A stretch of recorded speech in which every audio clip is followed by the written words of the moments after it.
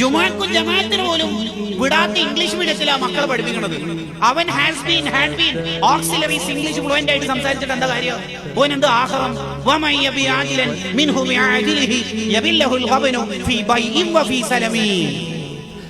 ഖുർദയിൽ പറഞ്ഞല്ലോ, ഹാജിയാരുടെ 6 മക്കൾ, ഒരുത്തൻ ബിഫാം, ഒരുത്തൻ ഫാംഡി, ഒരുത്തൻ MLD, ഒരുത്തൻ MBBS, ഒരുത്തൻ ആയുർവേദിക്, ഒരുത്തൻ CMA. ഈ 6 എണ്ണത്തിനും ഇഖ്തിലാബ്, ഇദ്ഗാമ്, ഇഖ്ഫാ, ഇദ്ഗാമ് ബിലാവുന്ന ഇദ്ഹാർ ഒറ്റണ അറിയില്ല. ഹാജിയാരെ 65 കൊല്ലം നഷ്ടമാണ്. യബില്ലഹുൽ ഖബനു ഫീ ബൈഇൻ വഫീ സലമീ. നഷ്ടമെന്ന് മാത്രമല്ല, മക്കളെ കൊണ്ട് സ്വർഗത്തിൽ എത്തൂലെന്ന് മാത്രമല്ല, നിങ്ങൾക്ക് എന്നാ ഒറ്റക്ക് സ്വർഗത്തിൽ പോകാൻ പറ്റോ? ഇല്ല. പോകണമെന്ന് തോന്നുമ്പോൾ കോളറ വേക്കിലേക്ക് ഇങ്ങനെ പിടിച്ച് നരകത്തിലേക്ക് എത്തിക്കും.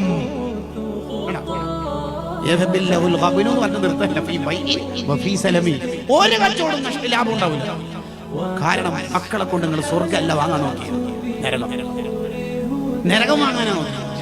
അതുകൊണ്ട് ആദ്യം വേണ്ടത് ഇമാം ഗസാലി റളിയല്ലാഹു അൻഹു പറയാണ്, നിന്റെ മക്കൾ ആരോടൊപ്പമാണ് കൂട്ടുകൂടുന്നതെന്ന് ശരിക്കും ആലോചിച്ചിട്ട് ചെയ്യാം. അതിന് അത്തരം ക്യാമ്പസിലേ പഠിപ്പിക്കാൻ പറ്റുള്ളൂ, അത്തരം കലാലയങ്ങളിലേ നമുക്ക് ഉണ്ടാകാൻ പറ്റുള്ളൂ.